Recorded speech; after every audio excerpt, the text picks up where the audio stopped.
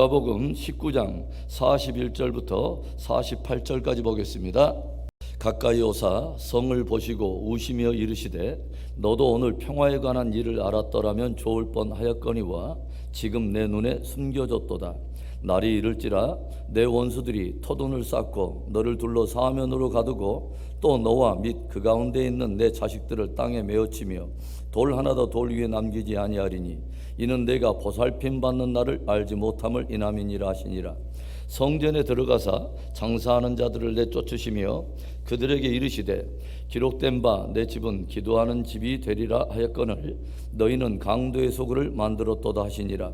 예수께서 날마다 성전에서 가르치시니 대제사장들과 서기관들과 백성의 지도자들이 그를 죽이려고 꾀하되 백성이 다 그에게 귀를 기울여 들으므로 어찌할 방도를 찾지 못하였더라. 믿음의 사람들은 어떤 대상이나 어떤 존재에 대해서 주님이 뭐라고 하시는가, 주님은 어떻게 바라보시는가는 그분의 시선과 평가를 늘 마음에 두어야 한다고 여러분에게 말씀을 드렸습니다.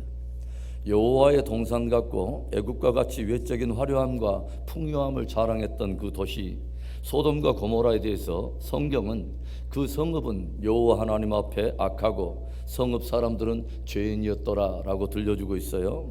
하나님이 무엇이라고 말씀하고 무엇이라고 평가하시는가가 중요한 것입니다. 오늘 말씀은 이 땅에 오신 예수님께서 눈물을 흘리는 장면으로 시작이 되고 있어요.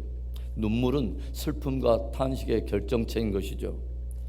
어떤 대상에 대한 깊은 사랑과 연민으로 인해서 흐르는 것입니다. 오늘 주님이 깊은 탄식하며 또 슬퍼하는 그 대상이 무엇입니까? 바로 예루살렘 성입니다. 그리고 예루살렘 성전입니다. 예루살렘의 성사람들입니다. 우리는 성자 하나님께서 예루살렘을 향해 가지고 계시는 오늘의 그 비통함과 그 탄식의 이유를 깊이 우리는 살펴보아야 합니다.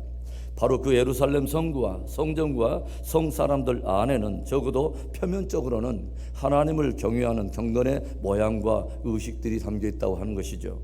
그런데 표면적으로 하나님을 섬기는 일에 연루되었기에 스스로도 극한 자부심을 가지고 있었음에도 불구하고 하나님이신 그분의 눈에는 전혀 다르게 평가되고 있고 그분의 눈에는 하염없는 탄식과 어떤 그 눈물이 흐를 만큼 무엇인가 심각한 문제가 발견되고 있다고 하는 것입니다.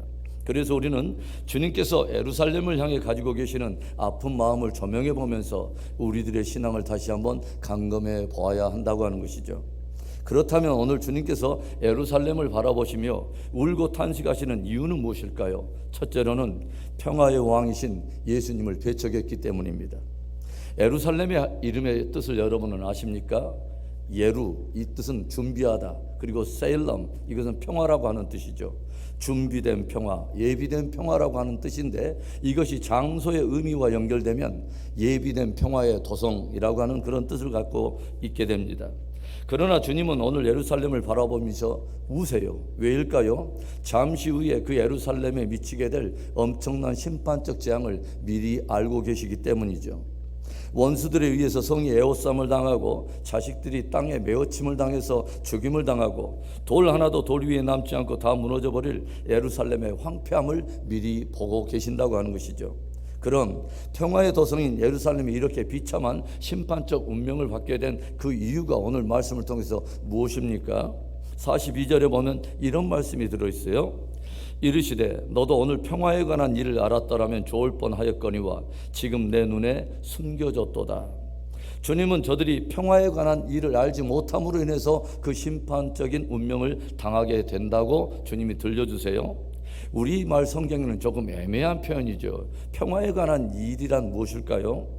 이것을 제가 NIV 성경을 보니까 어떤 뜻이냐면 무엇이 너에게 평화를 가져올 것인가 하는 바로 그 일을 말하는 것이죠. 즉 예루살렘에 진정으로 평화를 가져오는 이가 누구인가를 모르기 때문에 저들이 심판적 운명을 당하게 되었다고 하는 것입니다. 44절에도 좀 애매한 표현이 등장을 하는데 또 너와 및 그 가운데 있는 내 자식들을 땅에 메어치며 돌 하나도 돌 위에 남기지 아니하리니 이는 내가 보살핌 받는 날을 알지 못함을 인함이니라 하시니라. 결국 예루살렘에 큰 심판적 재앙이 이르게 되는데 이유가 뭐냐면 네가 보살핌 받는 날을 알지 못하기 때문이다. 이 말씀도 저희가 NIV 성경을 보니까 어떻게 나와 있냐면, 이는 너희가 하나님이 너희에게 임하시는 때를 알지 못하기 때문이다, 이런 뜻입니다. You didn't know the time of God's coming to you. 하나님이 너희들에게 임하시는 그 때를 알지 못하기 때문에 너희가 심판을 당하게 된다는 그런 의미입니다. 즉 육체를 입고 이 땅에 오시는 하나님의 때를 저들은 놓쳤다고 하는 것이죠.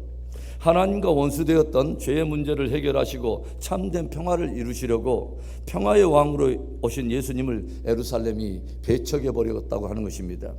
저와 여러분은 깊이 깨달아야 합니다. 평강의 왕이신 예수님을 잃어버리면, 즉 예수님이 계시지 않는 곳에는 참된 평화가 없다는 것입니다. 참된 평강은 오직 예수 그리스도 안에만 있는 것입니다. 저와 여러분 안에, 또 가정과 우리 공동체에 평화의 왕이신 예수 그리스도를 모셔드림으로 진실로 참된 평화를 이루는 복된 은혜가 있기를 주님의 이름으로 축원합니다. 오늘 주님께서 예루살렘을 바라고 우시며 탄식하시는 두 번째 이유, 성전됨의 본질을 상실해버렸기 때문입니다.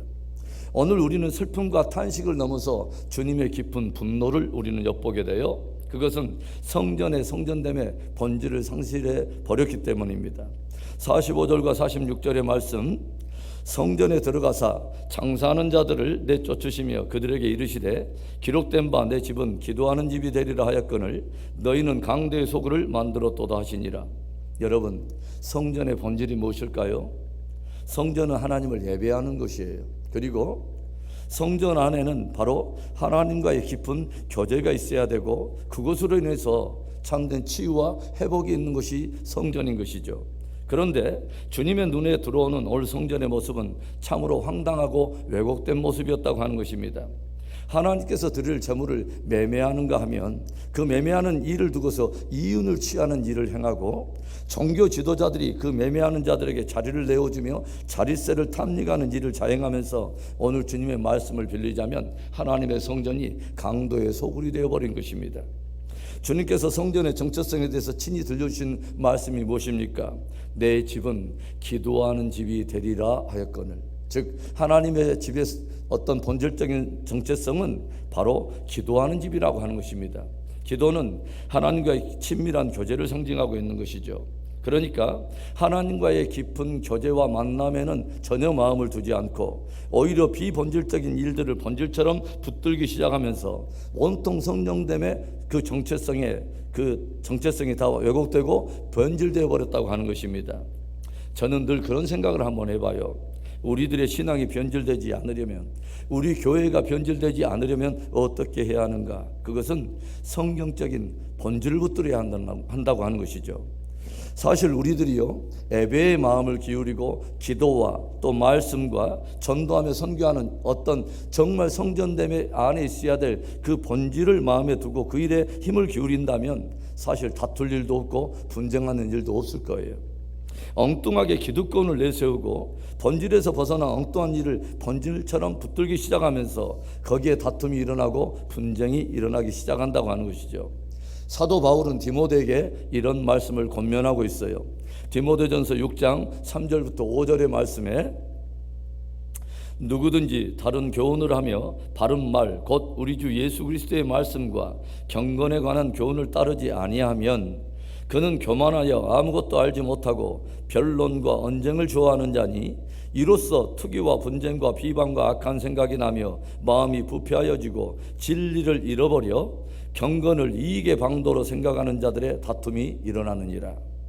누구든지 예수 그리스도의 말씀과 교훈에 청렴하지 아니하면, 즉 성도됨의 본질에 마음을 두지 아니하면 거기에서는 어떤 일이 일어납니까? 사람들의 마음이 부패하여지고 진리를 잃어버림으로 인해서 이제는 각 사람이 경건을 자기 이익의 방도로 생각함으로 인해서 그런 자들의 다툼이 교회 안에 일어나게 된다고 하는 것이죠.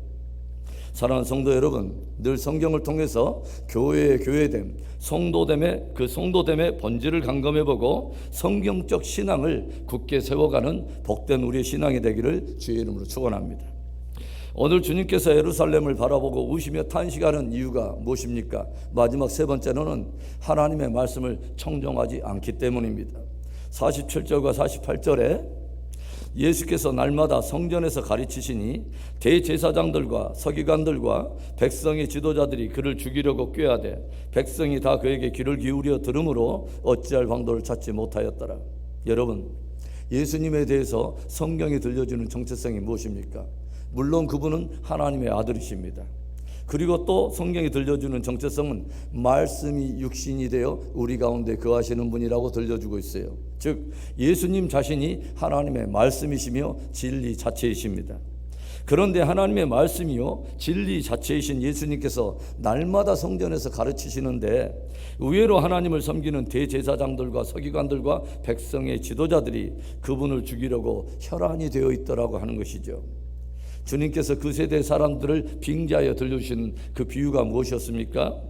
피리를 불어도 춤추는 자가 없고 또 곡을 하여도 우는 자가 없다고 주님께서 탄식을 하는 것을 우리가 보지 않습니까?